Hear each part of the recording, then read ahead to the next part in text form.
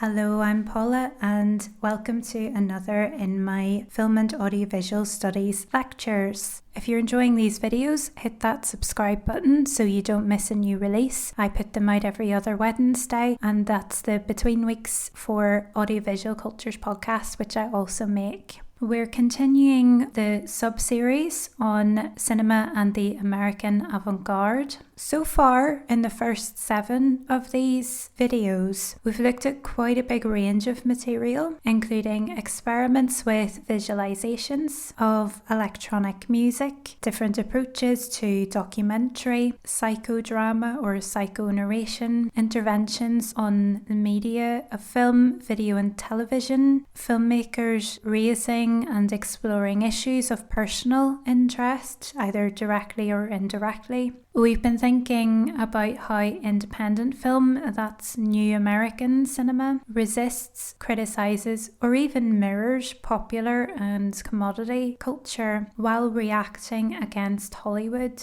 and yet still remains quite tethered to it, or at the very least parallel to it. In this video, we're staying with personal topics emerging in these films, but we're looking as well at the first of 2 examples of filmmakers who use structural forms. Before looking at structural film specifically, it might be quite useful to describe structuralism as a philosophy and as a mode of criticism to give context behind why it was applied to a mode of filmmaking that emerged in the 1970s. Structuralism is a wide-ranging term for a key movement in 20th century philosophy. It drew from various disciplines, including linguistics, anthropology, literary criticism, and psychoanalysis. Its impact on film studies came about through a branch of linguistics called semiotics. Its influence impacted on the development of film studies in the late 1960s and 70s. Structuralist theory attempts to find a theoretical system capable of understanding the underlying structure beneath all human activity. Thinking back to notions of modernism, structuralism is a key position in the movement of thought away from the individual as an active knowing agent in his or her own destiny and towards a view of human activity as the product of deep structures concealed under social relations. This theory was applied to cinema in more general terms and involved looking for signs and their meanings, as well as notions surrounding narrative and myth to de-emphasize the relationship between film and reality.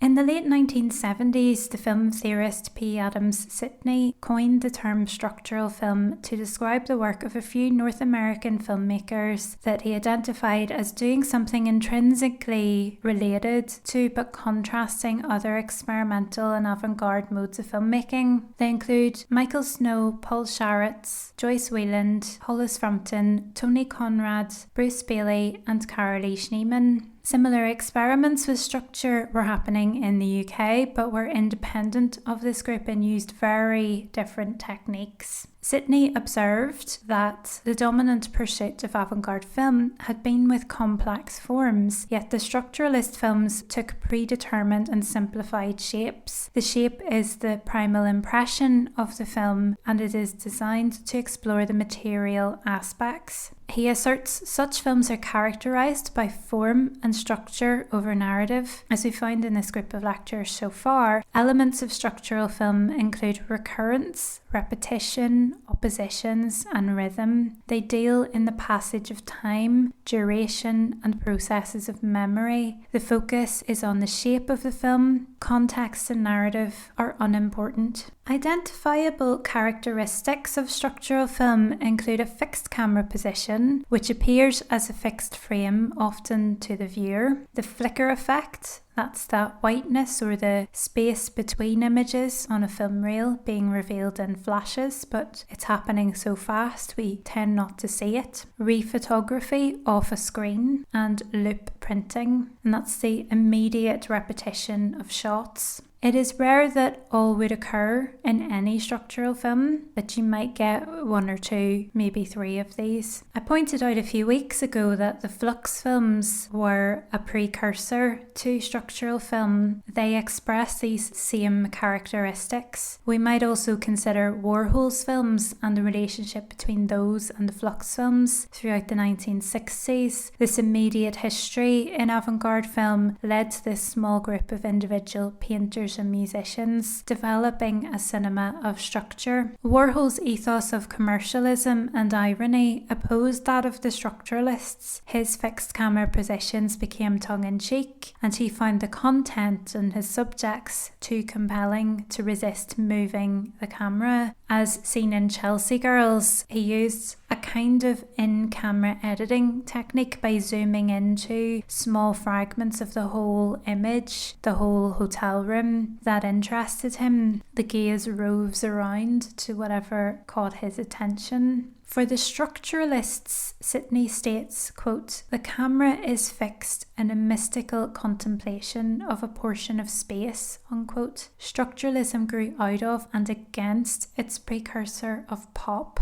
Even though emphasis is placed on form in structural film, that doesn't mean they're anti-narrative or against romanticism. In fact, they can be really quite beautiful films. The films primarily experiment with form, but they are often deeply personal and poetic. For example, the structuralist filmmaker Warren Sonbert asserted that each shot in his films, quote, "is a statement," unquote. For him, independent film works because it derives from the personal. The film reveals the acts of its making. It reveals the filmmaking process and the filmmaker's subjectivity. It exposes the filmmaker's decisions on what to include or exclude. Sonbert's films are so personal that he would ideally screen them to one person at a time. That way, viewing would be an intimate experience, even though the films are experiments with form.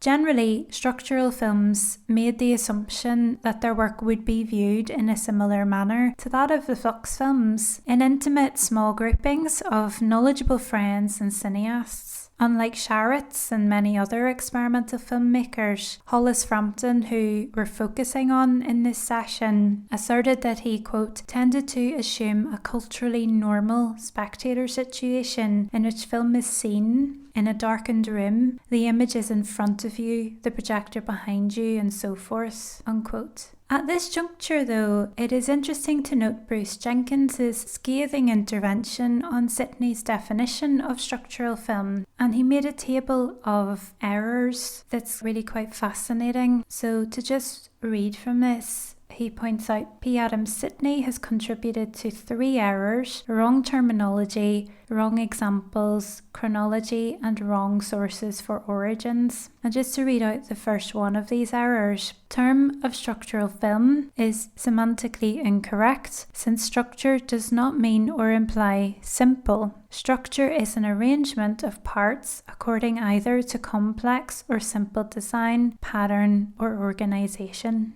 Jenkins boldly decries the cause of this error to be down to a, quote, "misplaced dictionary and ignorance of recent art philosophy," unquote, and offers a correction based on the writings of George Maciunas, suggesting monomorphism deriving from concept art. That is, the form is irrelevant because the materials are the concepts. Equally, Hollis Frampton, who was himself a writer about film, derided Sidney's definition for its reductive view of this mode of filmmaking and the penchant the old guard of film theorists have for periodization. This really starts to question canonization and modes of creating theory and so on. Frampton said, quote, "that incorrigible tendency to label, to make movements which always has the same effect, and that effect is to render the work invisible," unquote. We've encountered this before, where some of the filmmakers we're looking at in this topic are themselves theorists and rail against what the jobbing theorists are defining. It's really taking to task film historiography and film theory as they were developing.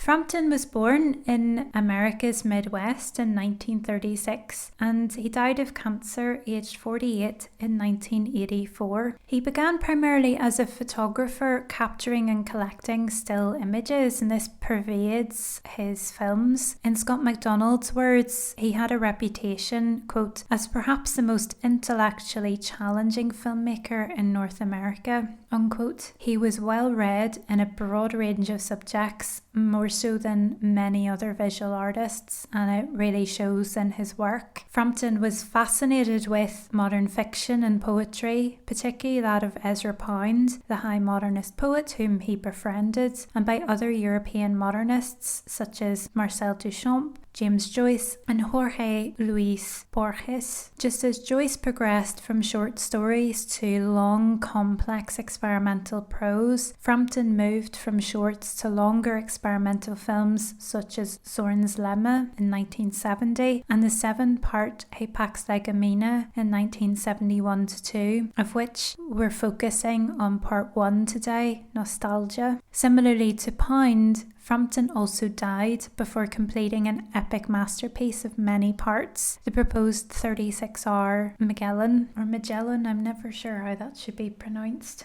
As with the other structuralist filmmakers, Frampton came from a fine arts background. He found it natural to progress into filmmaking from photography because he regards filmmaking as a means of giving order to still images. He was troubled by the fact that the time spent reading a still cannot be controlled, nor could the chronological order of separate yet connected stills be determined. So he was really in favour of constructing a predetermined shape. He was also interested in the spatial paradox presented by still photography, the flatness it gives to the three-dimensional. His control element became time, but he notes the distinction between duration and time. Duration is, quote, something that is concretely measurable by counting the number of frames on the film strip, unquote, whereas time is less tangible or controlled by boundaries of beginning and end. Frampton's interest in maths, science, and order shapes his film work. Unsurprisingly, he was influenced by Muybridge's method of photographing movement. His timings and lengths of film reel are precise.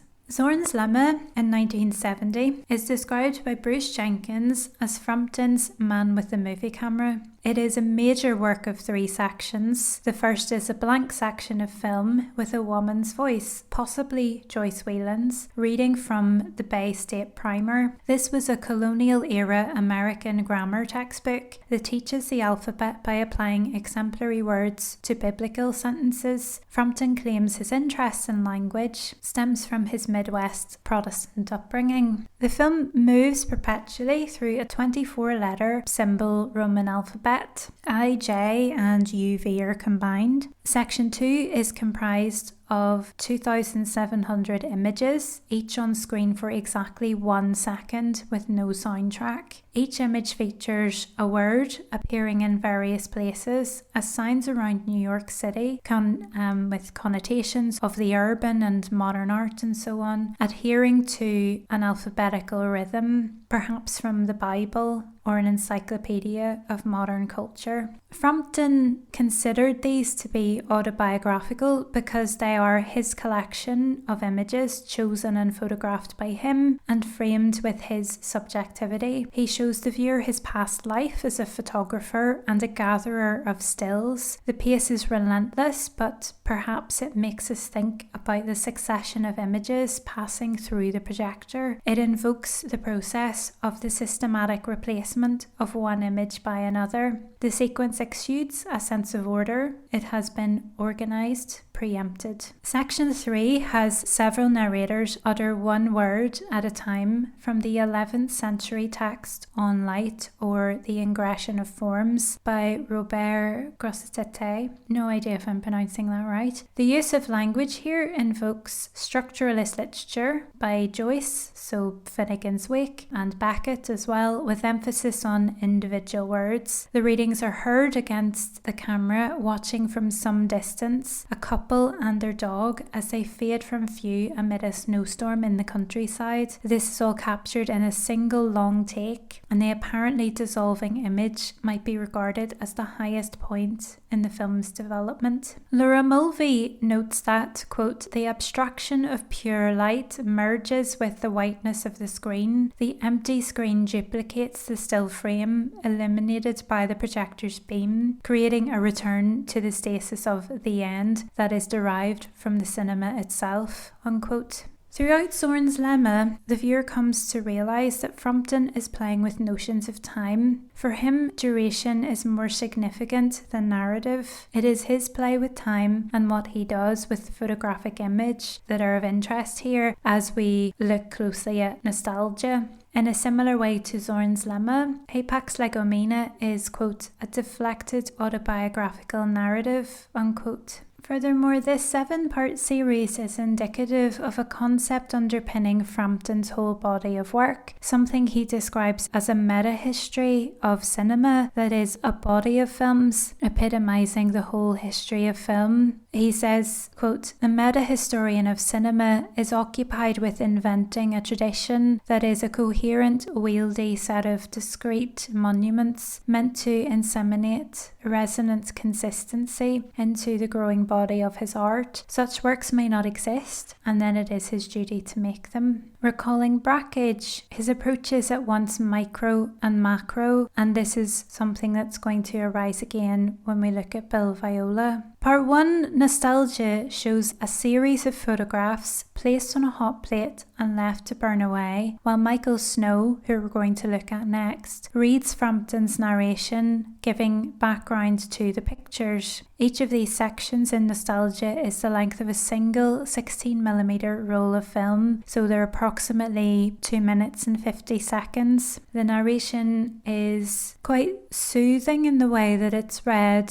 Snow has quite a gentle voice and is Canadian, so there's a slight remove from Hollis Frampton's background in the Midwest and then living in New York. So there's this further remove with a more Canadian accent and a soft voice speaking the words. And it's really quite fascinating watching them burning away on the hot plate and the patterns that recur, but also how they burn differently slightly each time. And just to run quickly through the titles of the 7 parts, Nostalgia is the first, then Poetic Justice, Critical Mass, Travelling Mat, Ordinary Matter, Remote Control, Sound Effects. Nostalgia is the one that tends to end up on DVDs of experimental cinema, so that's why that's usually the one that's taught. It may even be the one that is the most powerful, I think, because of what happens with the photographs. This way of documenting them while destroying them at the same time. The title, Nostalgia, might suggest longing for the past, but it is important to remember Frampton's own perspective. He notes that nostalgia is Greek for the wounds of returning. In the film, he looks back to an unhappy period he spent living in New York City. As a photographer in the 1960s, realism had been expected of him, whereas he regarded himself as a committed illusionist. We might consider the burning photographs as a cathartic purging of these memories and his former photographic practice. He had Michael Snow read his words because of, and I think it's Scott MacDonald who describes it this way, the slight Scottish lilt in his Canadian accent, and wanted a voice very different from personal associations that Frampton had with Midwestern radio. He also wanted an opportunity to add some inside jokes, as well as avoid the film adopting a confessional tone. He didn't want to give it his own voice. It needed that distance from the author of the autobiography. Yet he claims the film isn't about him at all. It's more about actions or occurrences in a time and place. For me, I think it's about memory processes. When you hand over something so personal to the viewer, but packaged in the way that nostalgia is, I think you're setting them a challenge. Are they paying attention? How active is your viewership?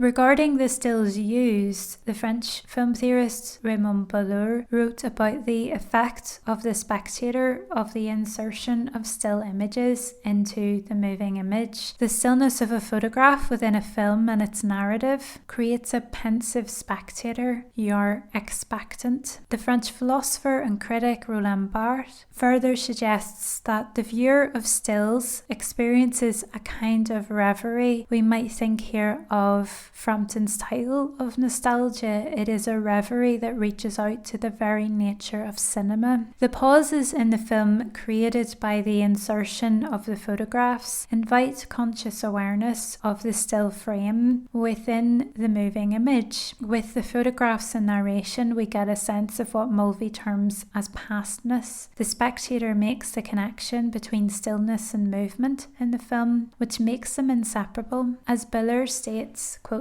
two kinds of time blend together, unquote. As such, Frampton plays with time passing and past time all at once. When the photographs are first placed on the hot plate, there is a moment of registration before they begin to disintegrate, but also a moment of preservation takes place. We view the physical objects of the photographs being destroyed, but the filmic document of them before, during and after their destruction means that they continue to exist in a different form. They become replayable and remain reviewable, just in a different way from the photographic object. They can become now, again with each viewing. The image sequence, together with the narration, connects the disintegrating images and the past they register into a narrative. When the images catch fire, their stillness mutates into movement, and the past they evoke gives way to the presentness of that moving image. Rachel Moore states, quote, Frampton's method casts doubt on what was there, unfixes the image from its story, and places the story, which is after all a narrative form in the present, in constant peril of being subsumed by the burning image that is the past. In this, the film not only enacts nostalgia and melancholia, but shock as well. The voiceover gives a third level of time. Rather than having the reading match the correlating photograph, it is timed against the image preceding what it is referring to, so the image and its description of the event are out of sync. The words match the image we are yet to see. This plays with past and present tense. We have this and that at the same time. Language itself displays these levels of time in what we are witness to in the now, the representations of them, and the forewarning of what will come. To reiterate, Mulvey states, quote, the protean nature of the cinema, its affinity with metamorphosis, its transformation from frame to frame, is conjured up in Frampton's film. The inanimate photograph becomes the animate cinder dancing on the screen in a parody of the cinema's own stillness and movement, its transformation of the inanimate into the animate, unquote.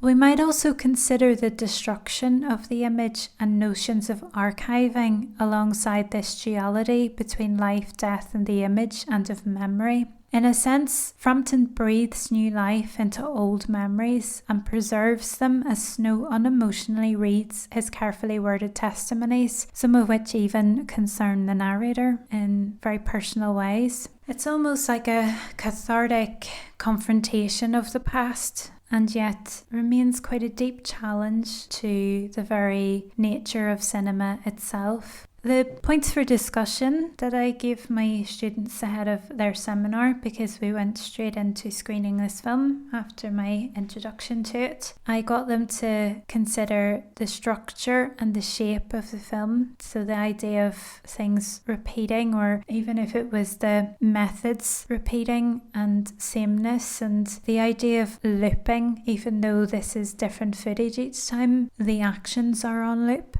Thinking about relations between still and moving images. This is one of those films where cinema must be confronted with its own inherent stillness and where it came from, its evolutionary origins in still photography, and the elements that come together to give it movement, which is essentially light and kineticism, light and movement, and what is fire but light and movement. Think about connections between image and sound. What about that disjunction between the narration and the image you see on screen? When you're hearing about something that you're yet to see and you're seeing something that has already passed. To think quite a bit about language, it's quite a poetic narration. I think it's one of those where every word was considered carefully. I wanted students to think very much about what they were hearing, what they were seeing, and different approaches to language. I think it's useful to think about the broader concerns of structuralism as Sidney describes it versus Frampton's own views, but also bringing in the alternative views from, say, what the Bruce Jenkins reading pointed out. This module was underpinned by challenging the canon and challenging accepted histories and historiographies of film. And I think it's really important for students to think about, well, just because something's published doesn't mean it's the gospel truth and that's how things are. Everything is up for debate, especially when histories involve exclusion and blinkered viewpoints. Those are histories that must be challenged, and those of us who come along afterwards have a duty, almost a moral duty, to take that challenge on. And I think it's also interesting to consider these films by Frampton as documentaries, and what does that mean for what we understand of documentary. And this was a module delivered to students who will have the year before completed a module on documentary, so they will have been really up to speed. And I'm going to later on do some of my old lectures on documentary. Look out for those later.